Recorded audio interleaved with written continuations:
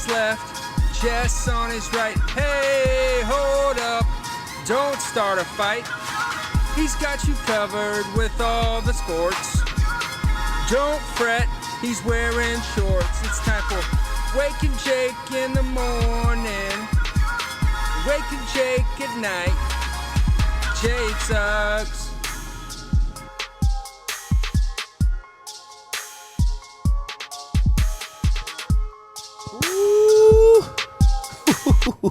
What is going on, everybody? Welcome back to Wake and Jake. Myself, Beebs, John, floating around there because we just recorded Talking Yanks, Talking Baseball. It's our last thing we're doing at winter meetings before we fly home. And, man, Aaron Judge signs with the Yankees.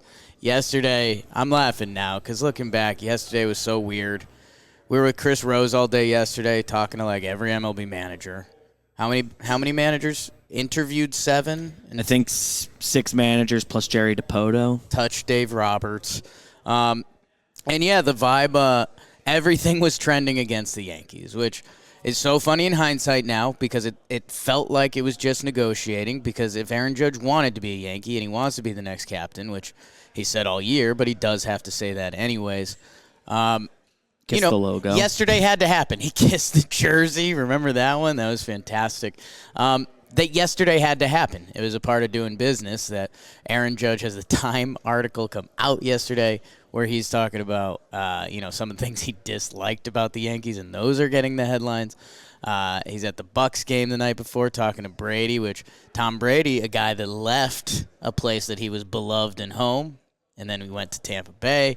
I don't think there was that many layers to it. I do think he wanted to be seen during a time when he knew was good to be seen for him. So he comes back to the Yankees. So funny in hindsight. We were worn out last night. We had like almost a sad boy dinner, set alarms to wake up and like go back to winter meetings because the bar scene is wild.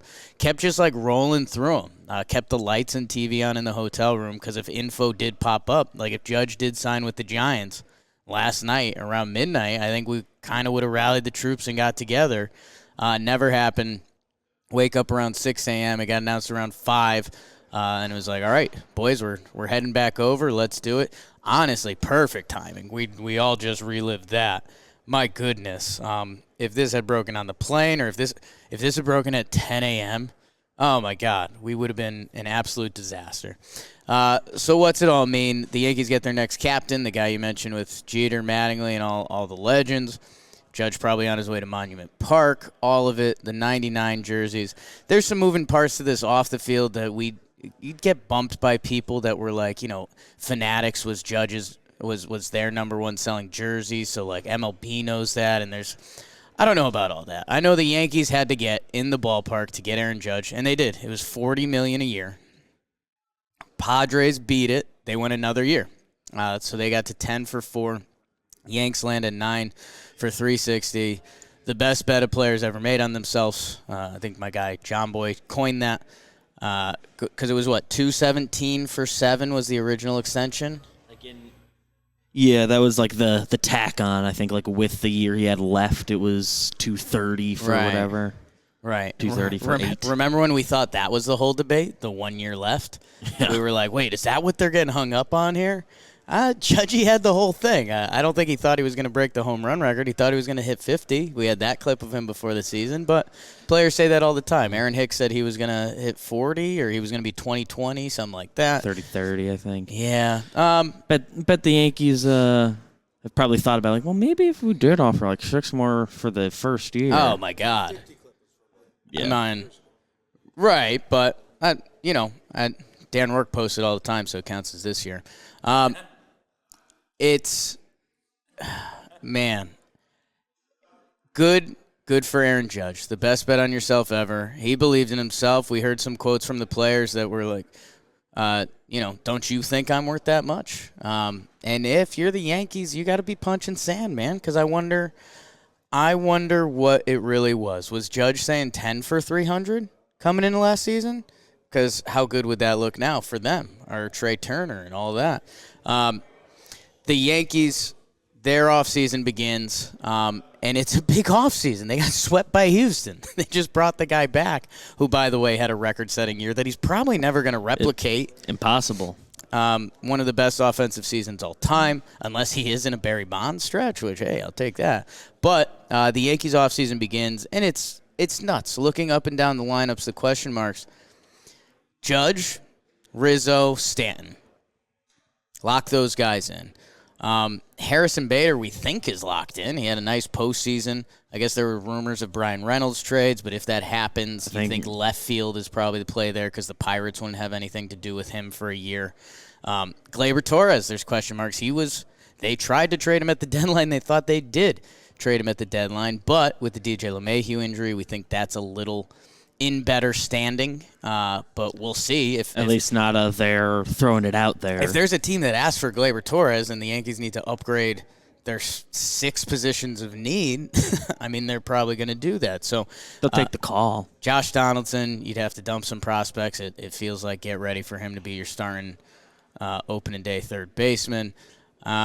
And then the young shortstops. Peraza got called up. He's probably the Yankees' best piece of trade bait. I think gun to our heads and the Yankees front office heads. I don't think they'd ever trade Volpe. They have so much invested in that kid.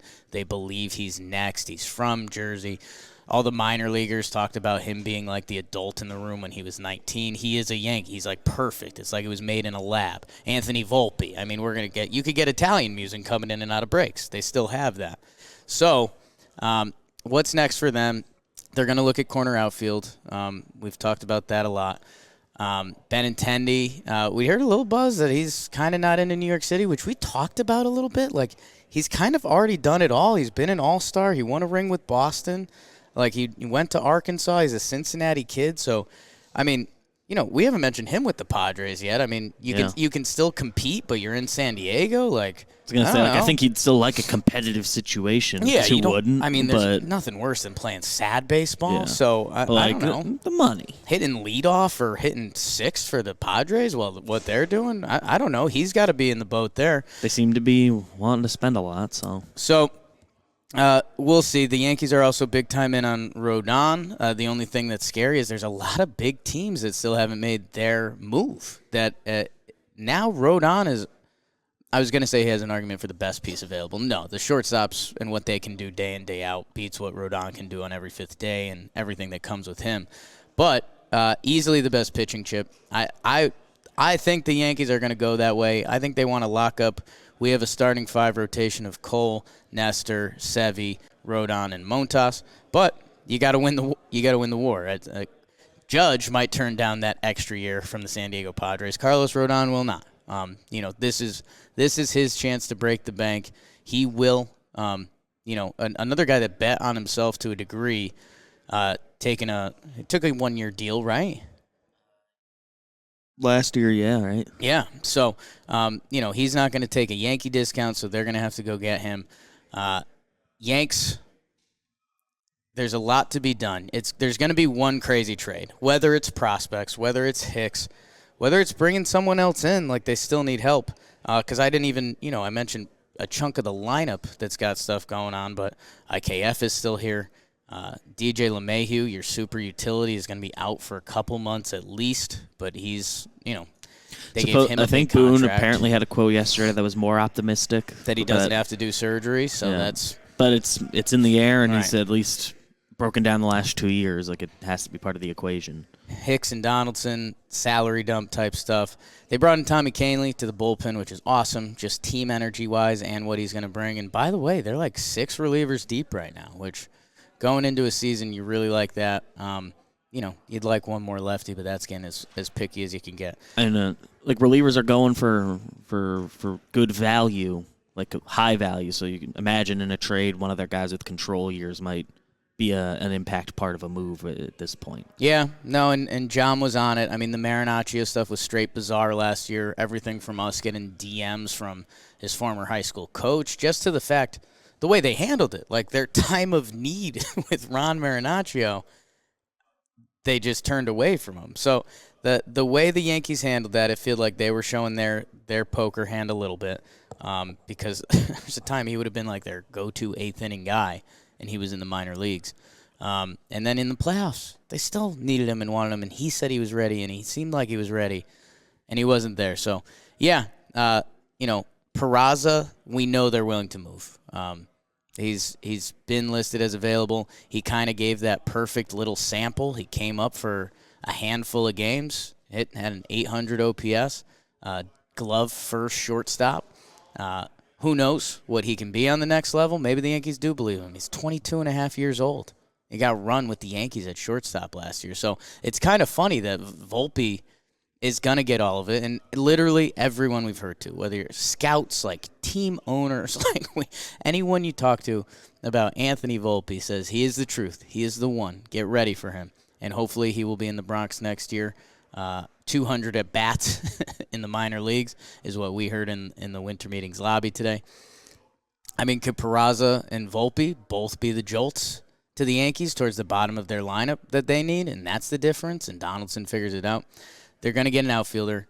There should be a dumping trade of some source. I don't think you can with Donaldson. I don't think anyone's going to do that for the year. I do think Aaron Hicks, if you eat half of that money, going the rest of the way, it's really not a lot. I think he's got 3 for 10 left, something like that. So, I mean, that could be $5 million a year. Any team around baseball could take that. I think not only can they take it, I think in the offseason, once the other outfielders go, I think a team can convince themselves that they're really into it at that price. If this was, I won't say talking rocks, but if you're a baseball team and Aaron Hicks comes over, you're like, wow, yeah, the past couple years in New York haven't worked out, but he can play any outfield. So he had put together a couple good years. He had a 1.5 WAR last year. I think you go look at the tape and you wouldn't necessarily be about it, but I don't know. We environment as Yankee fans, 3 Yankee fans here. There's a big exhale as people that do the Talkin' Yanks podcast. Just what it meant for Aaron Judge to come back. And growing up, I always mention the cafeteria where my Red Sox fans and Mets fans hated me because the Yankees were going to sign the free agents. If Judge left, the guy that was lined up to be the next captain, that we treat that is, number one things you treat as a Yankee fan that other fans don't deal with, the captain of the Yankees. Judge has been the captain the past 3-4 years since 2017. So he's going to get that, even though it hasn't been officially announced. The best free agent, right? The Yankees go after the best free agent. This is Judge. And, man, I guess that was the other thing that we didn't really mention on Talkin' Yanks, that we saw Hoke and Mark Feinsand in the lobby, Cuddy. If the money had ended up equal and Aaron Judge had picked to San Francisco, how messy would that have been with all the, I say all the quotes after the season about a couple ball players that said they didn't love playing in New York City. We still don't know who those ball players were. And I don't know. Anthony Rizzo, who's an all-time baseball player, Platinum Gold Glove winner, wanted to come to New York City, won a ring with the Cubs. He's going to be a legend there forever, broke the curse. Guess what? He wanted to be back in New York. Aaron Judge broke the home run record. Best free agent out there. Stud of the world, basically. Time athlete of the year, as we now know him.